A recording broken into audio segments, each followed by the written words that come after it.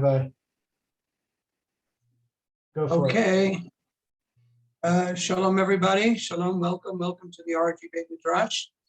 Our continuing shiurim on laws of the fundamentals of the Torah in Maimonides and Rambam. And we're now up to chapter 5, and we'll be studying laws 6 and 7 and 9 today. Just a little bit of preview of what we covered past. Of course, a Jew should do everything within his power to not to violate any of the prohibitions of the Torah.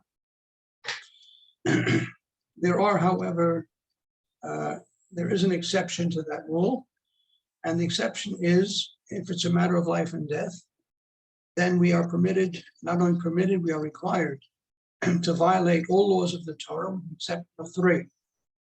Meaning that if there's a question of life and death, or even a doubt about life and death, we're permitted to violate the Shabbat, we're permitted to eat food on Yom Kippur, we're permitted to eat chametz on Pesach.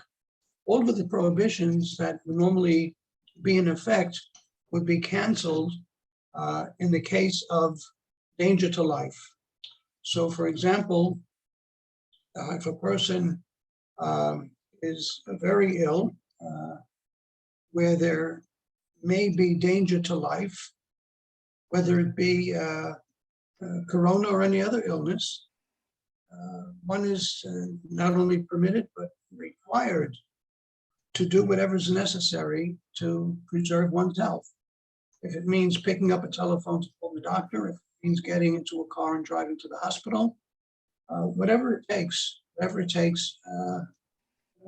preserve a life, because the Torah is interested in our living by the laws and not dying by the laws. As the Torah says, "B'chai bahem," shall live by them and not die by them. The Torah doesn't want us to die, it wants us to live. The Torah stresses the importance of every single life by saying, "Kol hamatzil nefesh achat miYisrael ki'ilu hitzil kol olam kulo." Saving one life is like saving the whole population of the universe. It's one life is equal to every life, because every life has infinite value.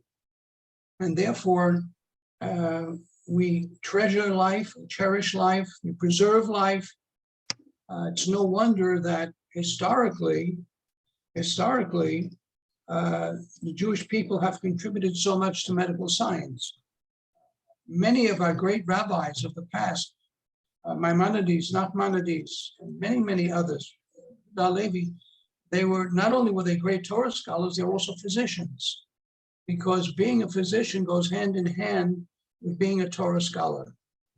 And even to this very day, much of the modern medical technology is coming out of Israel. It's coming out of Israel because Jews recognize the importance of life to a very great extent, perhaps more than many others, and therefore whatever can be done to preserve life, to save life, to enhance life, is recommended highly by the Torah.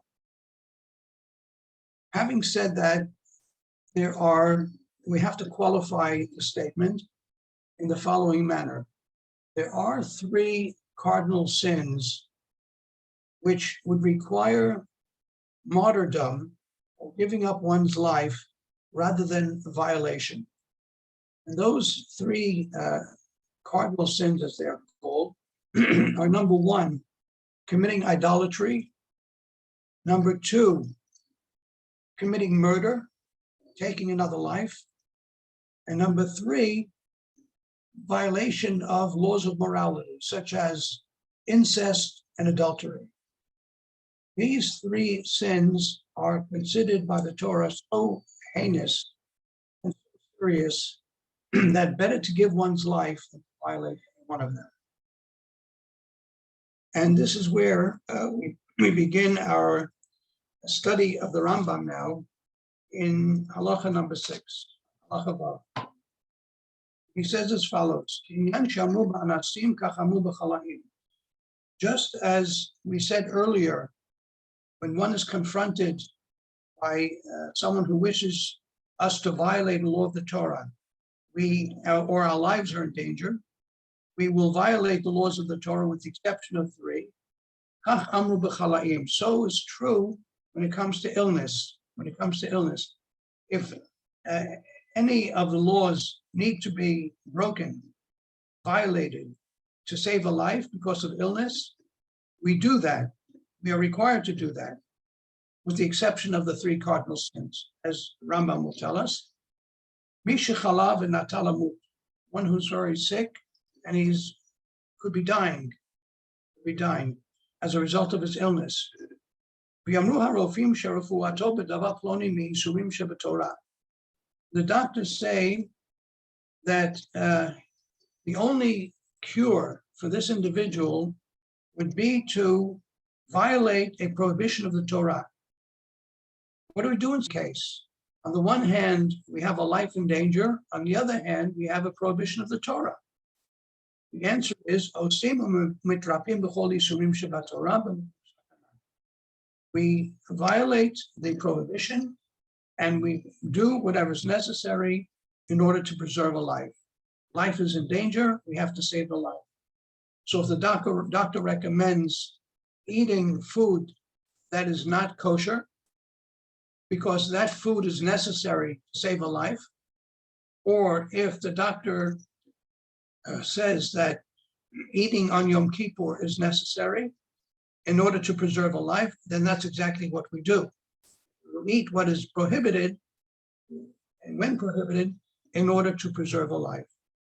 However, here the Rambam reminds us that there are 3 exceptions to the rule.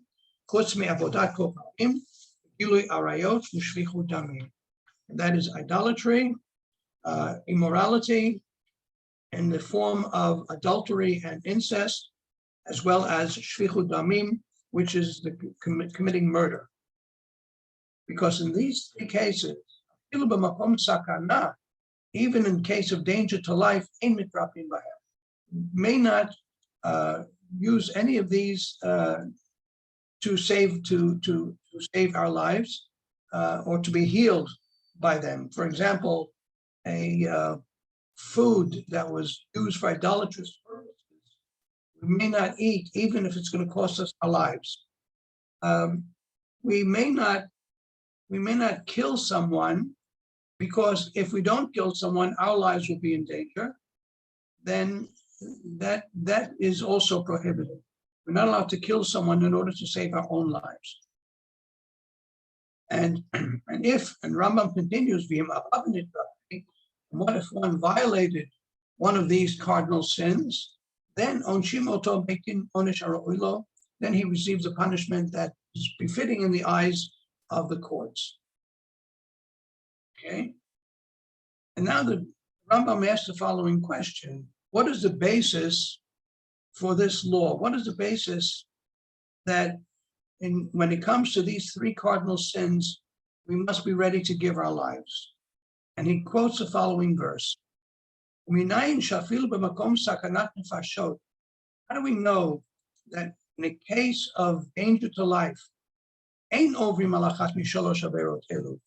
we do not violate one of these 3 cardinal sins? This is a pasuk that we're familiar with from the Shema Yisrael.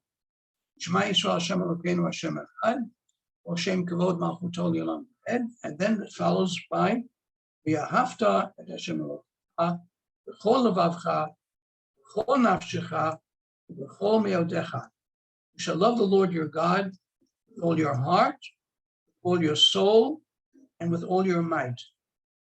With all your heart means with all of your emotional desires, whatever you wish, whatever you desire, you must be able to overcome your desires because out of your love for God. And bechol meodecha means with all your might, with all your wealth. You must be able to be ready and willing to give up of your wealth out of your love for God. What does nafshecha mean? What does it mean to give up your soul for God? And this question was answered by Rabbi Akiva. Rabbi Akiva was being tortured to death by the Romans for his crime, quote unquote, of teaching Torah. The Romans sentenced him to death in a very cruel manner. They flayed his flesh with hot iron combs. And as he was being tortured to death, the students stood around and saw their Rabbi Akiva, with a serene look on his face. And they asked him, Rabbi, even now you're able to suffer and endure such pain, such hardship that's being inflicted upon you, and we don't see you suffering from the pain? And his response was, you know that I've done my best to keep all the laws of the Torah, but there's one law that I've never had the opportunity to keep. That's to love God with all my soul. And now that I have the opportunity to give up my soul to God, should I not rejoice? And with that, he said, Shema Yisrael, perished. So from here we learn that one must be willing to give up his life and not violate one of the three cardinal sins. Continues Rambam that harigat nefesh miYisrael l'rapot nefesh acheret or lahatzil adam miyad anas davar she'adat notelo u'she'ein me'abdim nefesh b'pnei nefesh.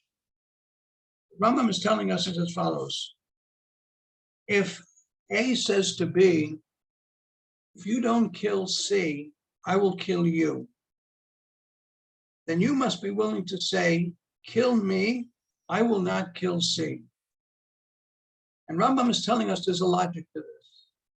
The logic is simply, who says that your life is worth more than the life of the other? The way the expression goes in the Talmud, who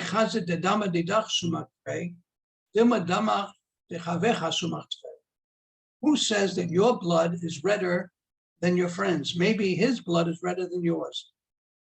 What that really means, in effect, is we cannot put any kind of value or relative value upon life. One cannot say my life is worth more than yours, or his life is worth more than hers, or her life is worth more than hers. We have no right to say that.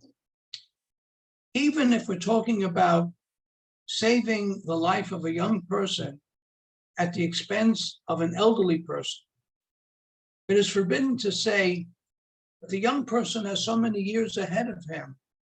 The old person is going to die shortly anyway.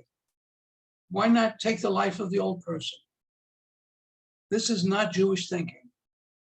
Jewish thinking is that the life of an elderly person is the equivalent of the life of a young person. There's no difference whatsoever. And this, by the way, is one of the reasons why the Torah is so strongly opposed to euthanasia. No such thing as killing a person for whatever reason. You're not allowed to kill anybody, even if the person is suffering. You do what you can to alleviate pain. You try to ameliorate the pain that the person is suffering. Yes, that is very positive. But to end a life, no one has a right to end a life other than Hashem, other than God. And this is what Rambam is telling us. Now, we just quoted from the laws of the fundamental principles of Judaism. Of the Torah. Rabbi, can I ask you a question? Yeah, sure, please. That's very interesting about the elderly versus the young. There was a lot of discussion when the vaccines for Corona first came out about who to vaccinate first. And the general protocol was to vaccinate the elderly first because they were more susceptible to Corona. Now, would that be in line with what the Rambam is talking about here, or would we say no, that there's no differentiation? You could almost do like a lottery or something like that. I don't know how we would define it. If there's no distinction between one life and another, So in that case, would that policy stand up? It's a very good question. Very good question. It would seem to me that the policy of providing the vaccinations for elderly or for those who are more vulnerable to illness and death is a proper approach. Definitely a proper approach, because here it's not a question of two equals, young and old. Here we're talking about vulnerability versus less vulnerability, and here I think that the triage is required in giving preference to those, not only the elderly. There are people who have High risk symptoms or conditions or something like that. Yeah, maybe someone has a compromised immune system who's vulnerable. It could be a young person, but that person should get early treatment. In any situation like that, try to. That's the idea of preserving life. Preserving life. And it's a very good question. I think that the policy here in Israel, I guess it's around the world. I haven't heard that we try to treat the most vulnerable first. Another thing that is very interesting in my eyes, I've not heard, at least in any of the Western countries, saying that if you're not vaccinated, the hospital will not accept you, which is very interesting, because some places 70-80% of the people who are hospitalized are not vaccinated. So you could say, well, you're responsible. You caused your own illness, and we don't have to treat you. We have other people who were vaccinated, and they should be treated for it. I've not heard, never heard that. It's a very strong argument to say, if you didn't vaccinate yourself, then you don't get treatment. But I think that what I do believe is that Jewish morality has filtered into the Western world to a very great degree. It started here in our Torah, and it made its way into Christianity and other religions as well. But the starting point is really here in our Torah. This emphasis on life, the morality of life, very strong Jewish concept. Okay, are there any other questions? Mario is here. Shalom. Shalom, Mario. And Russell, Lena. Okay. If not, then I'm going to feel free to interrupt with a question if you have. I'm now reading to you from the Laws of Shabbat, chapter 2 in the Rambam. And the Rambam says as follows: where there is danger to life, Shabbat is set aside. As with all other mitzvot. Therefore, he says, a person who is ill and there's danger to life, then we do everything that is necessary on Shabbat, according to whatever the doctor instructs us. If there's a doubt as to whether or not to violate the Shabbat, then we violate the Shabbat. In other words, if there's a doubt about the person's illness, maybe he'll live, maybe he won't live. If there's the slightest doubt, we violate the Shabbat. If one doctor says it's necessary to violate Shabbat, the other one says it's not necessary, then whose opinion do we accept? The one who says violate the Shabbat.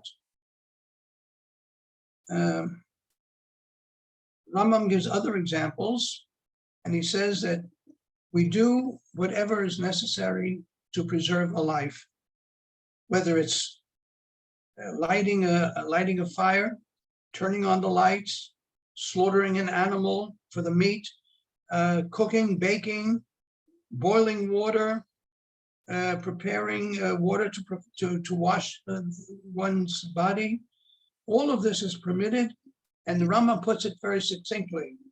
When it comes to saving a life, Shabbat should be treated like a weekday, not like Shabbat. This is a very important principle in Rambam, but its source is in the Talmud, and the source of the Talmud is in the Torah, which reminds me of a story of there was a wagon driver whose job it was to transport goods. This is an old story, so I'm going to tell it in more original form. Today we would talk about truck drivers, but now we'll talk about a balagala, which is a wagon driver. And he was a transporter of goods. And there was a certain businessman who had merchandise, and there was going to be a fair, bazaar in Pinsk, and wanted to get his merchandise from Minsk to Pinsk, if you heard of these places in Poland. So he hires the services of this wagon driver to transport his merchandise, and they agree on a price, and there's the wagon, and there's the wagon driver, and there's the horse. The merchandise is put on the wagon, and they set off on a journey. Well, as they proceeded along, it began to rain. The roads became muddy, and the horse was having great difficulty in pulling the heavy wagon. And so the businessman had to get out and push the wagon from behind in order to get it through the mud. He himself became filthy with mud.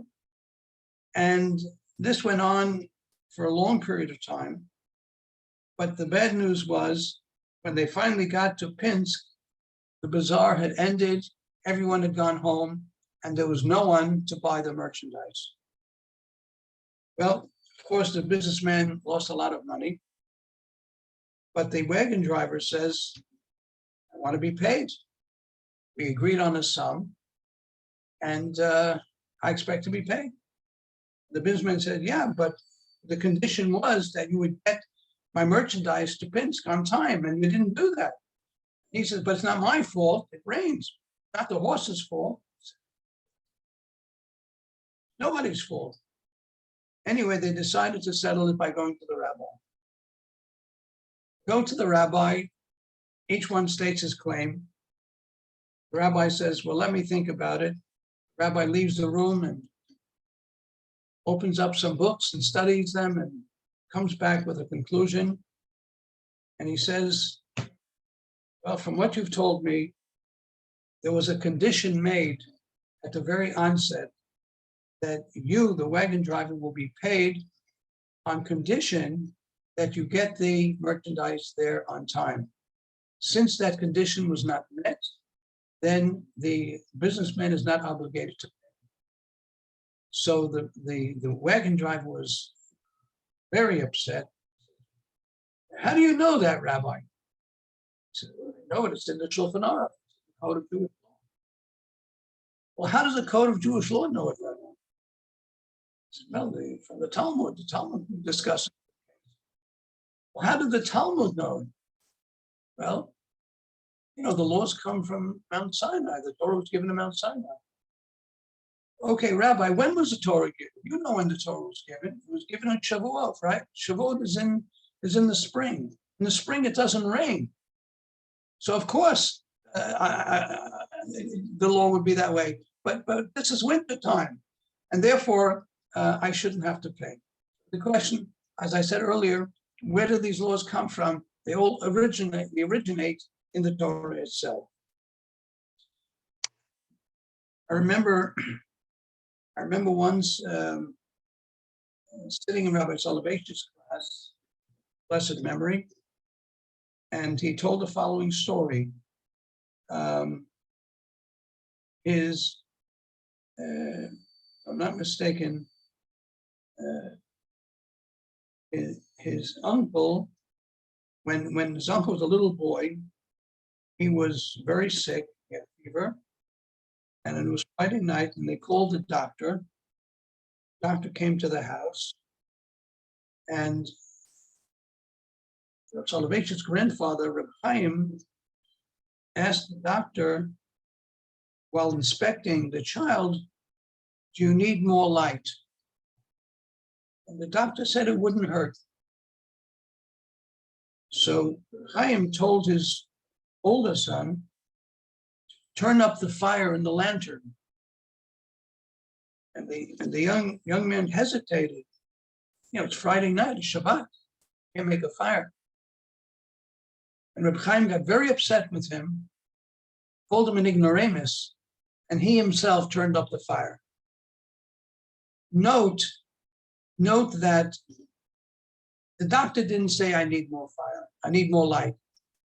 All he said was it wouldn't hurt. Even to that extent, you increase the fire, you light a fire, if that's what's necessary. Because as the Rambam said, when you're talking about preserving a life, you treat Shabbat as though it was a weekday. I remember when my middle daughter was about to be born, it was Shabbat morning, and I was still a student in yeshiva in those days, and my wife had to go to the hospital in labor. So it was Shabbat morning. I called a cab. Didn't have a car at that time. I called a taxi cab. Taxi cab came to the house, and went downstairs and went into the cab. And driving through the neighborhood of the yeshiva on Shabbat morning, just as everybody was coming out of the yeshiva after services. And there I am sitting with my kippah on my head, sitting in the taxi cab Shabbat morning. I felt a little self-conscious, but I was doing the right thing. I was doing exactly what the Torah wants us to do.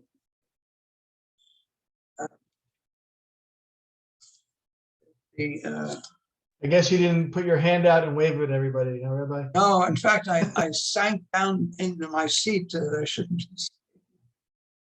It was a very, very difficult moment for me, but it was the right thing to do. Rabbi, could I ask about, as far as Shabbat and in general, saving a life, transgressing the Torah in order to save a life, that sounds pretty logical. But, the Rambam also mentioned here arayot, illicit relations, and also idol worship is the other one. Those ones seem a little bit harder logically to fathom, that one should not transgress the Torah for those two. It seems like there's a kind of a qualitative difference between those two, and in general just saving one's life when it comes in contrast with the Torah. It's a question. As far as idolatry is concerned, idolatry is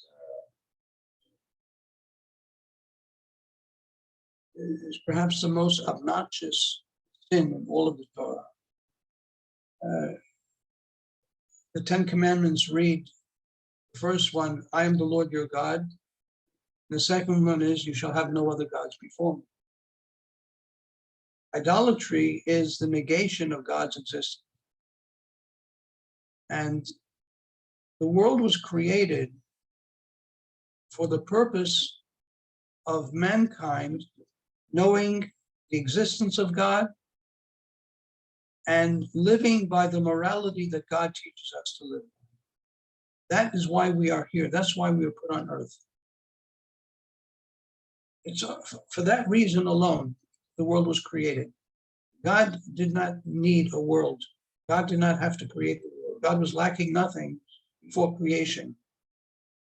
God created the world so that humankind as a whole, and the Jewish people in particular, would be able to benefit from our belief in God, our worship of God, and the observance of the morality that God dictates to us.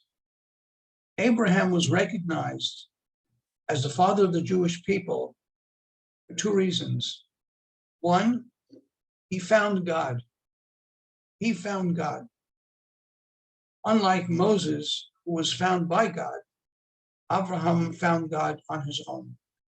But in addition to that, Abraham lived by a morality that he believed is the morality that God wants, called tzedakah u'mishpat, righteousness and justice. And in so doing, he helped to elevate mankind. We have no idea today what the world looked like when there was nothing but idolatry. For example, I enjoy National Geographic. I remember a program on the Aztecs in America. The Aztecs built an amazing civilization. They had tremendous cities and very developed culture, and they were very advanced in astronomy. But these Aztecs were idol worshippers. And part of their ritual was human sacrifice. When they went to war against a tribe, took captives, and they brought the captives and slaughtered them to propitiate their gods. This is what idolatry was. I'm not sure it exists today in the world, but there is idolatry in the world today for sure. But that level of idolatry we're not familiar with. And the Torah abhors that kind of idolatry and wants us to keep away from anything that takes us away from our belief in one God only. And when you want to know what God expects of us, study the Torah. Study the Torah, and this is an instruction book. When you buy a computer and you have a manual telling you how to use a computer, we have a manual on how to live. That manual is called the Torah. And this is where we find and learn what God expects of us. So that's idolatry. It's abhorrent in the eyes of the Torah. Now, the second question is regarding immorality. We have to understand that the primary unit in every society, the primary unit that makes up a society is the family. To the Jewish people, the family is a holy institution, not just an institution, it's a holy institution. What is the term for marriage? Kiddushin. Kiddushin means sanctification. A home, a Jewish home, should be a sanctuary. It should be like a holy temple. There should be holiness in one's home. The holiness comes in when we observe the Shabbat and we have the mezuzah on the doorpost and our food is kosher and we bless on our food and we say grace after meals and we study. We have a library with many Torah books and Jewish books that help us to learn. That becomes a temple, becoming touched. Now, what can be more destructive in family life than adultery or incest? These undermine the very foundations of the Jewish home, the Jewish family. And therefore, they are abhorrent. They too are abhorrent in the eyes of the Torah, to the extent that one must be prepared to give his life and not to violate. Those are the three cardinals. Thank you. Okay. I'd like to share with you, I have a book here it's called The Rav. It's actually 2 volumes written by Rabbi Aaron Rothkopf, or Kefet.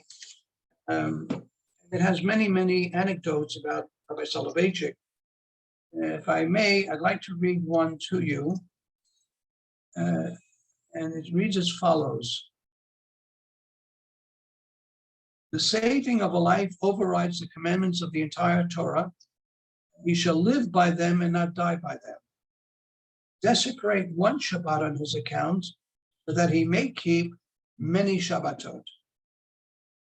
My grandfather, says Rabbi Soloveitchik, my grandfather, Reb Chaim of Brisk, disagreed with the legal view that on the Day of Atonement, one feeds a sick person who is in danger of dying small amounts of food at a time, each amount less than the forbidden measure of food for that day. Rather, he instructed those who were taking care of the sick individual to serve him a regular meal, just as they would on other days. When my father was about to travel to Rozhin, a town close to Kovno, to take up a rabbinical post, Chaim took him aside and said, I command you to follow my view regarding a sick person in danger on Yom Kippur, for it is an absolute halachic truth. Now, Reb Chaim was criticized greatly by many, many rabbis who said, what do you mean? If a person has to eat on Yom Kippur, we understand that. And we know the importance of pikuach nefesh, of saving a life. But he doesn't have to eat a full measure of food. He should eat minuscule amounts of food at a time, which is not considered really eating, and thereby not being in violation of Yom Kippur. Why are you giving a blanket permission to eat normally? You're being so lenient on the laws of Yom Kippur. And Reb Chaim's response was, I'm not lenient about Yom Kippur. I'm just very strict about saving a life. That was his response. I had an occasion to call Rabbi Soloveitchik, Zat Salman, very young rabbi. I'm still a young rabbi, but not as young as I was then. And I received a phone call on Erev Yom Kippur from a young woman who told me that she had, what's the name of that kissing disease? They call it kissing disease. Anybody know the name?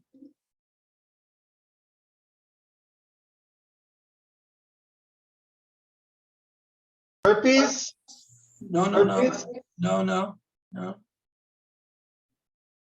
The term that was used for it was a kissing disease. Because it was contagious. Well, whatever. I called Rabbi Soloveitchik Erev Yom Kippur, and I told him the story, and he said to me, "Tell the young woman that she should eat 3 regular meals." And he said, you know, why so? Because I didn't think of it in terms of a life-threatening illness. He said, this illness could affect her liver. And if it does damage to the liver, it becomes a mononucleosis. That's it. Thank you. Thank you, Molo. Mono, that's right. Mononucleosis. Thank you. If it does damage to the liver, it can be a life-threatening illness. And that was the instructions I gave to the young lady. Go home and eat 3 regular meals. So on that, any questions or comments at this point? Okay. Let me just close by saying that I think there's a great lesson to be learned in understanding the value of life, every life, young and old, healthy and ill. Life is very precious. And today, all of us confronted with the coronavirus, which is taking a heavy toll. Many people have died all over the world. Many people have died. I'm afraid to say that many more people have died than has officially been recognized. Not all the countries are revealing the numbers of people who are dying of corona. And even if one lives, it's a terrible disease to have to go through, and we don't even know the late effects that can occur much later in life. It's a plague. We're living through a plague.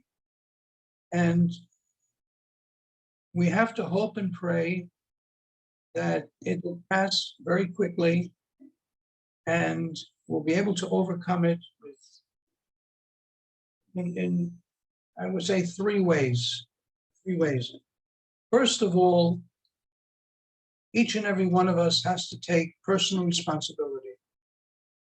Personal responsibility means to wear a mask, keep social distance, and get vaccinated.